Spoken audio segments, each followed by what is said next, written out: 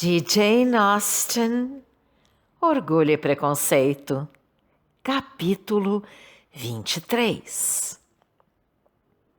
Elizabeth encontrava-se na sala junto de sua mãe e de suas irmãs, refletindo no que ouvira e hesitando se acaso estaria autorizada a mencioná-lo, quando entrou Sir William Lucas em pessoa, enviado pela filha a comunicar o noivado.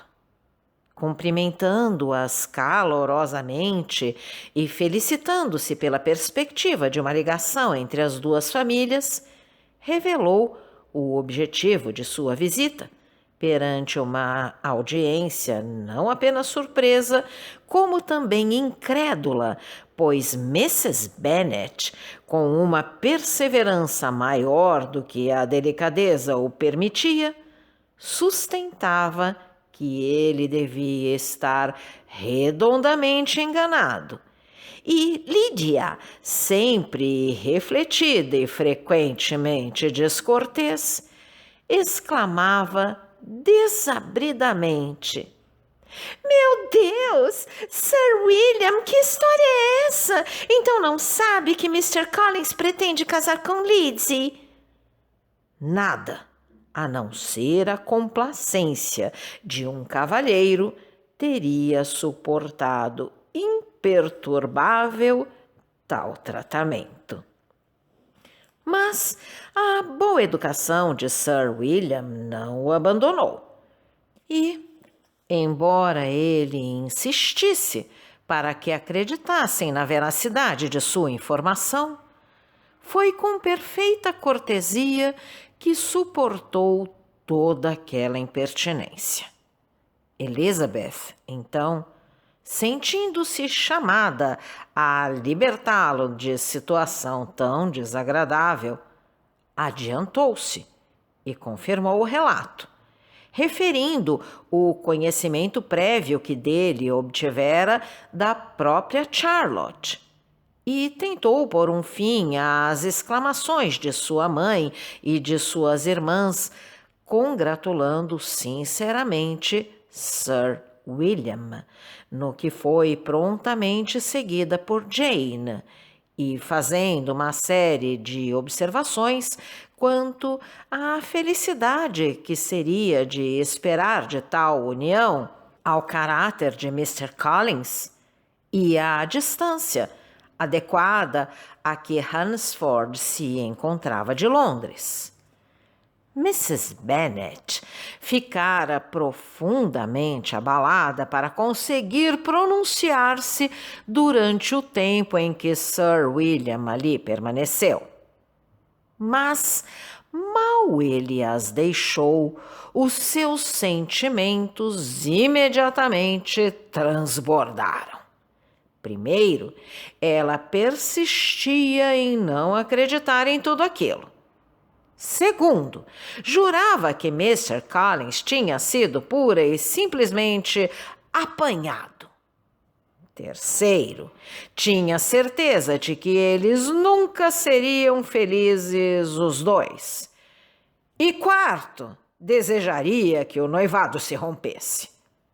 Porém, de tudo aquilo tirava duas conclusões.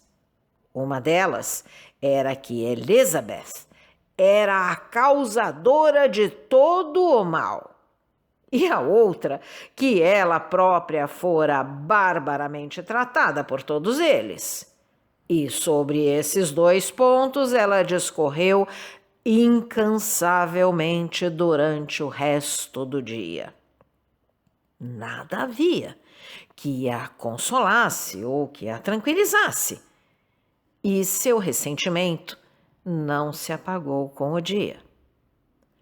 Uma semana decorreu antes que ela pudesse encarar Elizabeth sem lhe dirigir inflamadas repreensões. Um mês passou antes que ela conseguisse falar com Sir William ou Lady Lucas sem se mostrar grosseira. E vários meses transcorreram antes que ela tivesse perdoado totalmente a sua filha. Os sentimentos de Mr. Bennet na ocasião eram de natureza bem diversa, e após tê-los experimentado, classificou-os nada menos do que bastante agradáveis. Consolava-o, disse ele, descobrir que Charlotte, que ele tinha na conta de uma moça sensata, era, afinal, tão tola como sua mulher e mais tola ainda que sua filha. Jane confessou-se um pouco surpreendida com o noivado, mas dedicou menos palavras a seu espanto que ao desejo sincero de os ver felizes. E nem mesmo Elizabeth a conseguiu convencer de tal improbabilidade. Kitty e Lydia estavam longe de invejar a sorte de Miss Lucas, visto Mr. Collins não passar de um pastor. E no assunto outro interesse não viam, senão pelo fato de se tratar de uma bela novidade para espalhar em Meryton.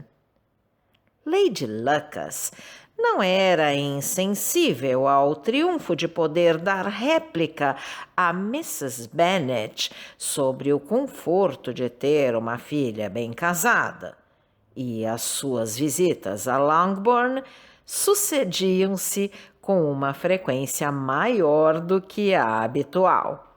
Embora a expressão carrancuda de Mrs. Bennet e os comentários desagradáveis que ela fazia ameaçassem afugentar a alegria.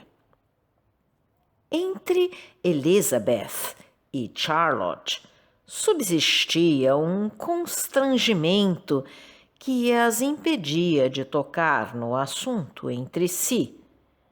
E Elizabeth estava persuadida de que a amizade que um dia as unira nunca mais voltaria a ser a mesma.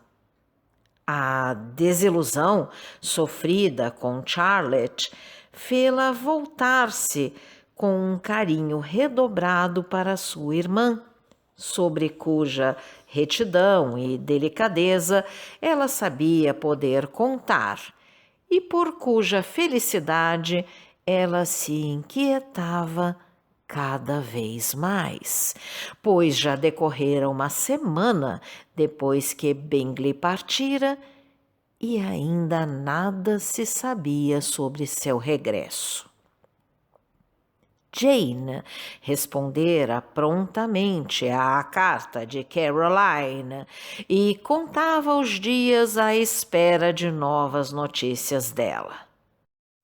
A prometida carta de agradecimento de Mr. Collins chegou na terça-feira, dirigida ao pai das moças e escrita com toda a solenidade e gratidão que a estada de 1 ano no seio da família teria inspirado.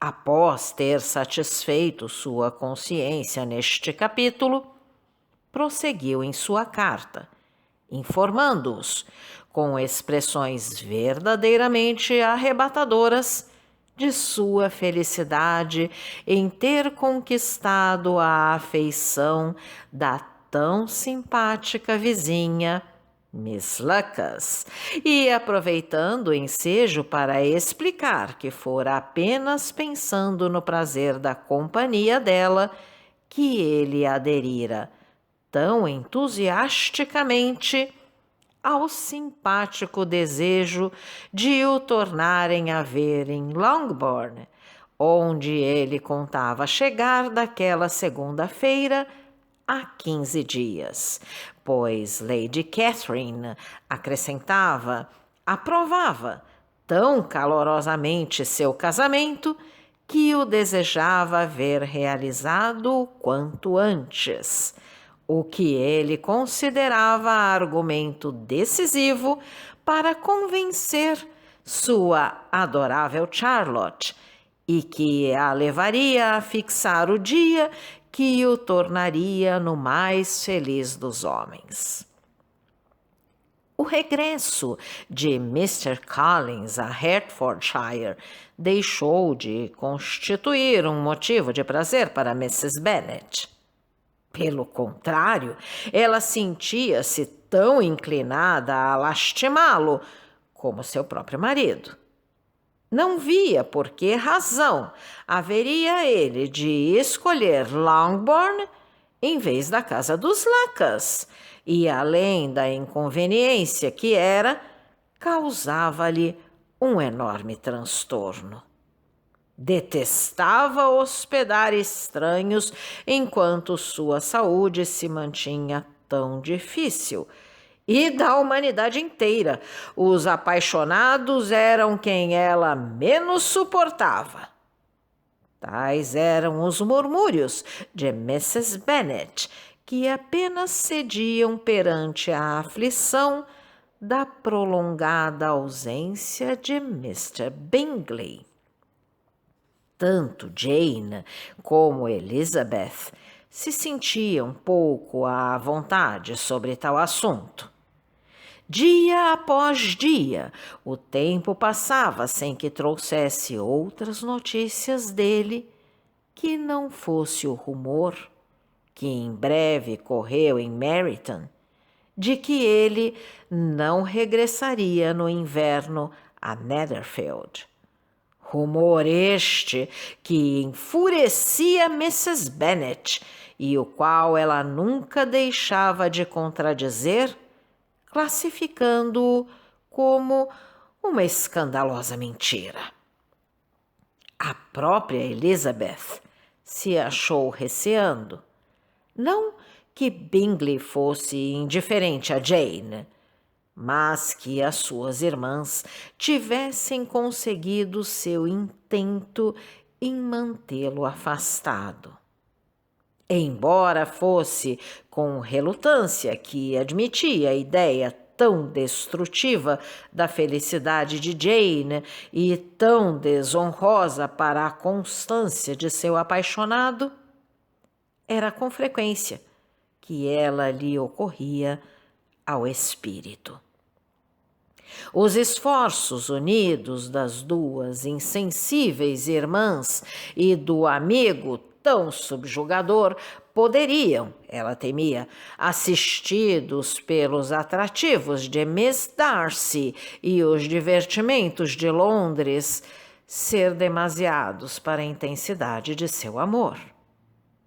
Quanto a Jane, sua ansiedade perante tal incerteza era, naturalmente, mais dolorosa do que a de Elizabeth. Mas o que quer que fosse que ela sentisse, vivia a escondê-lo. Pelo que, entre ela e a irmã, não se pronunciava uma palavra sobre o assunto.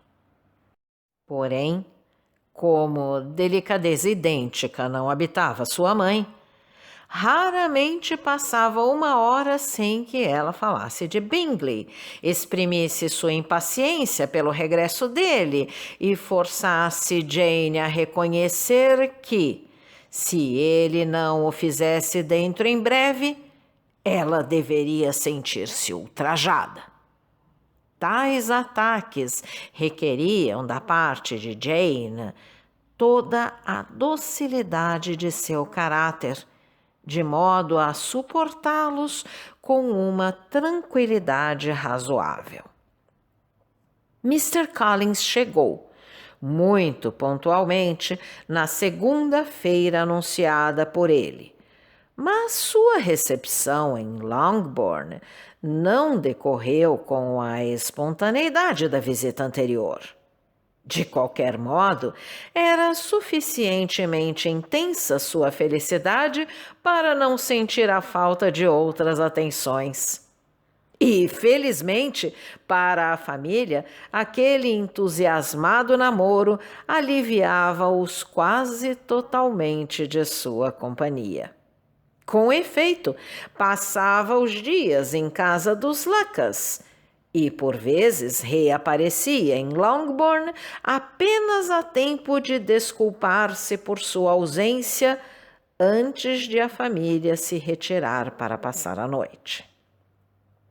Mrs. Bennet encontrava-se realmente em um estado lastimável.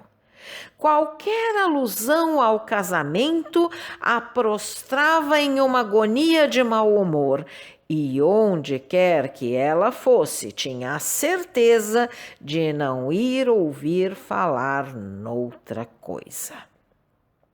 A visão de Miss Lucas era odiosa para ela.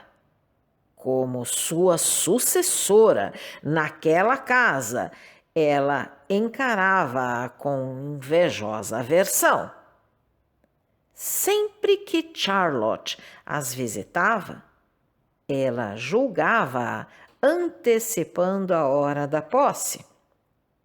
E sempre que a via cochichando ao ouvido de Mr. Collins, convencia-se de que conferenciavam sobre os bens de Longbourn e estavam decidindo expulsá-la, a ela e às filhas daquela casa, mal Mr. Bennet morresse. De tudo isso, ela fez queixas amarguradas ao marido. Na verdade, Mr. Bennet, disse ela, é doloroso pensar que Charlotte Lucas será um dia dona desta casa, que eu serei forçada a afastar-me por sua causa e que viverei para ver ocupar meu lugar aqui. Então, minha querida, não se deixe arrastar por pensamentos tão melancólicos. Esperemos por coisas melhores. Alimentemos a esperança de que eu sobreviva à senhora. Tal perspectiva não consolava Mrs. Bennet, pelo que, em lugar de lhe responder, continuou.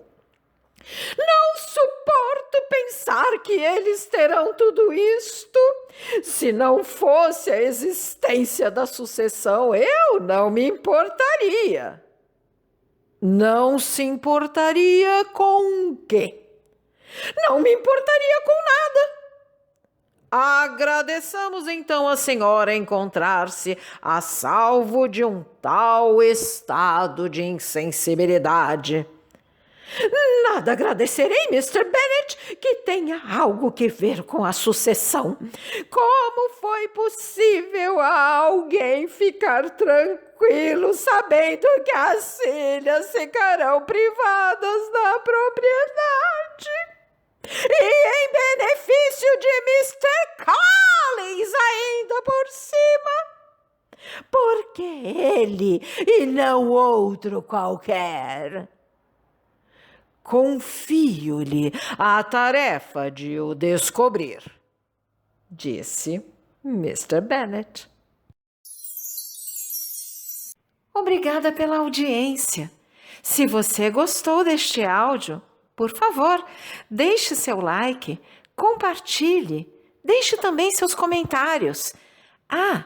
E não esqueça de se inscrever no canal e ativar o sininho. Assim, toda vez que nós colocarmos um novo vídeo, você será avisado.